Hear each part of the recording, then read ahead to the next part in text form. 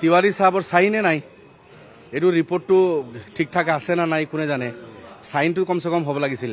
এনেকুৱা এটা ঘটনাৰ পিছত এনেকুৱা এটা মাছাকাৰৰ পিছত ৰিপৰ্ট এটা প্ৰস্তুত কৰিলে আৰু তেতিয়া চৰকাৰে প্ৰস্তুত কৰিব দিলে ৰিপৰ্টটো তেতিয়া সাবমিট কৰিলে উইদাউট সাইন ৰিপৰ্টটো লৈ ললে আৰু 42 বছৰ পেলাই থলে কোনো ধৰণৰ একশন নাই এতিয়া 42 বছৰ পিছত যদি টেবুলেশন কৰিছে 42 বছৰ পিছত যদি এটো আনি এই বুকটো আমাৰ হাতত তুলি দিছে অলপ কেইখিলামান কাগজ দিলে কি লাভ হ'ব হাজাৰ হাজাৰ ইনোসেন্ট মানুহ 83 মানে মৰিছিল সবেই জানে এতিয়াও মানে বুকু কপি যায় এই ঘটনাবিলাক মনত কৰি আমিতো সৰু আছিলো তেতিয়া লাখ লাখ মানুহৰ ঘৰ জ্বলিছিল এই ঘটনাবিলাক ঘটিল গতিকে কেইখিলামান কাগজ উঠাই হাতত দিলে যথেষ্ট নহয় মুখ্যমন্ত্ৰীক মই আহ্বান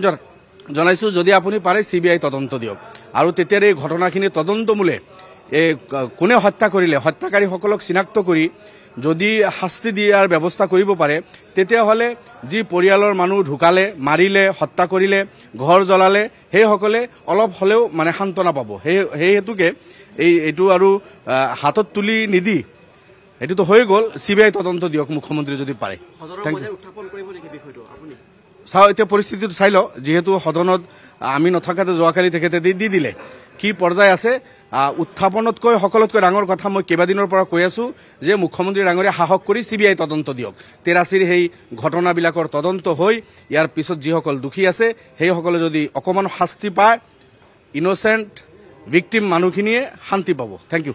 তিৱাৰী সাহেবৰ চাইনে নাই এইটো ৰিপৰ্টটো ঠিক ঠাক আছে না নাই কোনে জানে সাইনটো কমসে কম হ'ব লাগিছিল এনেকুৱা এটা ঘটনাৰ পিছত এনেকুৱা এটা মাছাকাৰৰ পিছত ৰিপৰ্ট এটা প্ৰস্তুত কৰিলে আৰু তেতিয়া চৰকাৰে প্ৰস্তুত কৰিব দিলে ৰিপৰ্টটো তেতিয়া সাবমিট কৰিলে উইদাউট সাইন ৰিপৰ্টটো লৈ ললে আৰু 42 বছৰ পেলাই থলে কোনো ধৰণৰ একশন নাই এতিয়া 42 বছৰ পিছত যদি টেবুলেশন কৰিছে 42 বছৰ পিছত যদি এটো আনি এই বুকটো আমাৰ হাতত তুলি দিছে অলপ কেইখিলামান কাগজ দিলে কি লাভ হ'ব হাজাৰ হাজাৰ ইনোসেন্ট মানুহ 83 মানে মৰিছিল সবেই জানে এতিয়াও মানে বুকু কপি যায় এই ঘটনাবিলাক মনত কৰি আমিতো সৰু আছিলো তেতিয়া লাখ লাখ মানুহৰ ঘৰ জ্বলিছিল এই ঘটনাবিলাক ঘটিল গতিকে কেইখিলামান কাগজ উঠাই হাতত দিলে যথেষ্ট নহয় মুখ্যমন্ত্ৰীক মই আহ্বান জনাইছো যদি আপুনি পাৰে সিবিআই তদন্ত দিয়ক আৰু তেতিয়াৰ এই ঘটনাখিনি তদন্তমূলে কোনে হত্যা কৰিলে হত্যাকাৰীসকলক চিনাক্ত কৰি যদি শাস্তি দিয়াৰ ব্যৱস্থা কৰিব পাৰে তেতিয়া হলে যি পৰিয়ালৰ মানুহ ঢুকালে মাৰিলে হত্যা কৰিলে ঘৰ জ্বলালে সেই সকলে অলপ হলেও মানে শান্তনা পাব সেই হেতুকে এইটো আৰু হাতত তুলি নিদি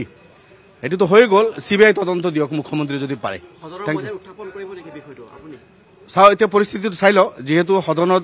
আমি নথকাতে যোৱাকালি তেখেতে দি দিলে কি পৰ্যায় আছে উত্থাপনতকৈ সকলোতকৈ ডাঙৰ কথা মই কেইবাদিনৰ পৰা কৈ আছো যে মুখ্যমন্ত্ৰী ডাঙৰীয়া সাহস কৰি সিবিআই তদন্ত দিয়ক 83 সেই ঘটনাবিলাকৰ তদন্ত হৈ ইয়াৰ পিছত যিসকল দুখী আছে সেই সকলে যদি অকমান শাস্তি পায় ইনোসেন্ট